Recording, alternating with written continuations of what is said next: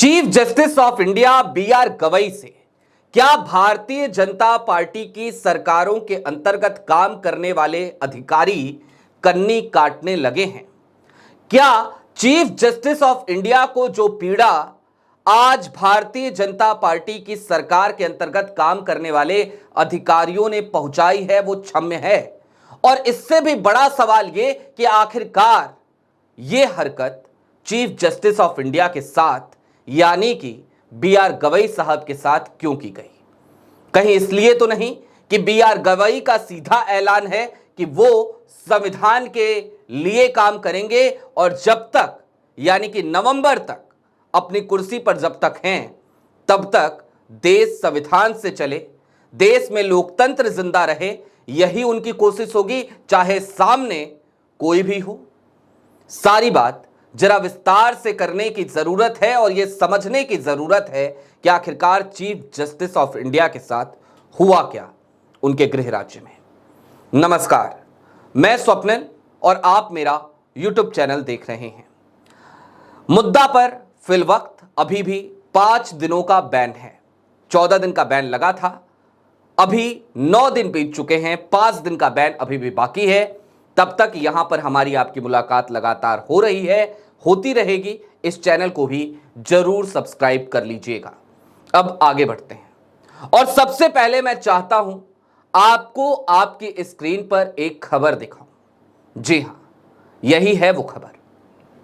Chief justice of India CGI बनने के बाद, चीफ जस्टिस की कुर्सी पर बैठने के बाद पहली बार अपने गृह राज्य पहुंचे और जब वो अपने गृह राज्य पहुंचे तो प्रोटोकॉल के हिसाब से राज्य के डीजीपी को, राज्य के मुख्य सचिव को उनसे मुलाकात करने के लिए जाना चाहिए था, लेकिन उनका स्वागत ना तो डीजीपी ने किया, ना ही महाराष्ट्र के प्रधान सचिव ने, चीफ सेक्रेटरी ने। जाहिर सी बात है, दोनों फडणवीस सरकार के अंतर्गत काम करते हैं। वहां के मुख्यमंत्री हैं देवेंद्र फडणवीस, भारतीय जनता पार्टी की सरकार है। कुल मिलाकर कहा जाए तो भारतीय जनता पार्टी की ही सरकार कहना ठीक है, क्योंकि जब इस तरीके की गठबंधन की सरकारें होती हैं तो हम सब जानते हैं कि भाजपा जो चाहती है वही होता है। वहां पर हम इसे भाजपा की ही सरकार कहेंगे, गठबंधन की सरकार कहने का कोई खास औचित्य अभी बचा नहीं है। और बी.आर. गवई साहब जब पहली बार महाराष्ट्र पहुंचते हैं चीफ जस्टिस बनने के बाद, तो प्रोटोकॉल को फॉलो नहीं किया जाता। Chief justice of India Maharashtra और गोवा बार काउंसिल के एक कार्यक्रम में शिरकत करने के लिए पहुंचे थे। उसके बाद चीफ जस्टिस ऑफ इंडिया यानी कि बी.आर. गवई साहब वो मंच पे पहुंचते हैं, अपनी बात कर रहे होते हैं और बातों बातों में वो एक बात कह जाते हैं। वो सीधे तौर पर जो कहते हैं वो बातें चुभनी चाहिए फडणवीस सरकार को और चुभनी चाहिए भारतीय जनता पार्टी को भी।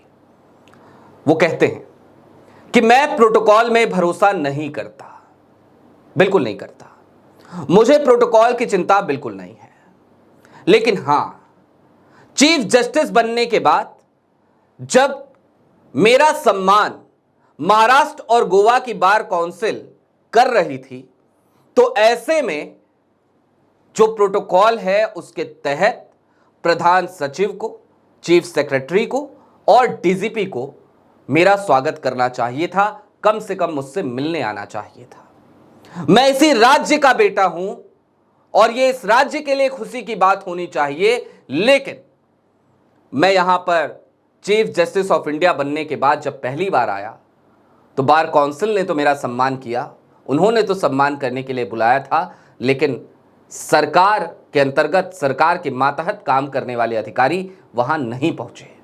इस बात की पीड़ा जरूर है और ऐसा नहीं होना चाहिए।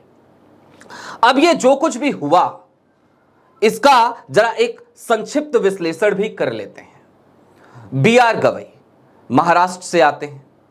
बी.आर. गवई के पिता अंबेडकर के साथ काम करते रहे। बी.आर. गवई के पिता का कांग्रेस के साथ एक कनेक्शन भी था और मैंने बीते दिनों आपको बताया था कि कैसे राहुल गांधी की सांसदीय बहाली का जो मुकदमा सुप्रीम कोर्ट में पहुंचा था, जो गुजरात में मोदी सर ने मामला था, जिसके बाद गुजरात कि निचली अदालत से पहले राहुल गांधी को सजा सुनाई गई, गुजरात हाई कोर्ट से राहुल को झटका लगा, फिर सुप्रीम कोर्ट में मामला गया और बी.आर. गवई की साहब की बेंच में पहुंचा तो जस्टिस बी.आर. गवई ने उस वक्त पे दो टूक कह दिया था कि मैं इस मुकदमे से खुद को अलग करना चाहता हूं, आप लोग पहले देख लीजिए, क्योंकि मेरे परिवार की जो विरासत है वो कांग्रेस से इनडायरेक्टली ही सही जुड़ती जरूर है, क्योंकि मेरे पिता को कांग्रेस ने सदन में भेजा था। अब ऐसे में वही बी.आर. गवई आज देश के चीफ जस्टिस ऑफ इंडिया बन गए हैं। वही बी.आर. गवई जो लोकतंत्र में भरोसा रखते हैं, जिनकी विरासत बाबा साहेब अंबेडकर से जाकर जुड़ती है, वो आज देश के चीफ जस्टिस ऑफ इंडिया बन गए हैं। और बाबा साहेब भीमराव अंबेडकर की विरासत से जुड़ा हुआ कोई भी शख्स, जाहिर सी बात है, वो संविधान का सम्मान करेगा, वो लोकतंत्र का सम्मान करेगा, वो लोकतंत्र जिंदा रहे, लोकतंत्र फंक्शन करता रहे, इसके हित में काम करेगा। और बी.आर. गवई ने कुर्सी पे बैठने से पहले भी ये कह दिया था कि रिटायरमेंट के बाद कुछ नहीं लूंगा। कुर्सी पे बैठने के बाद भी वो बार बार इस बात को दोहराते हैं कि मेरी जिम्मेदारी देश को संविधान के हिसाब से चलता रहे, ये सुनिश्चित करने की है, मैं वो करता रहूंगा। और ऐसे में क्या तकलीफ हो रही है क्या भारतीय जनता पार्टी के तमाम लोगों को, सरकारों को? क्योंकि महाराष्ट्र में इस तरीके का वाकया पेश आना देश के चीफ जस्टिस ऑफ इंडिया के साथ ये दुर्भाग्यपूर्ण है। ये फडणवीस सरकार को शर्मिंदा होना चाहिए इस पे, फडणवीस सरकार को माफ़ी मांगनी चाहिए इस पे। लेकिन अब जाहिर सी बात है, भारतीय जनता पार्टी की सरकारों में ना तो माफ़ी मांगी जाती है, ना ही इस्तीफे होते हैं। बहरहाल अभी के लिए दीजिए इजाजत। चलते चलते फिर वही अपील, चैनल पे नए हो तो सब्सक्राइब कर लीजिएगा। मुद्दा पर बहुत जल्द मुलाकात होगी, 5 दिन का समय बाकी है, तब तक के लिए यहां मिलते रहेंगे। शुक्रिया।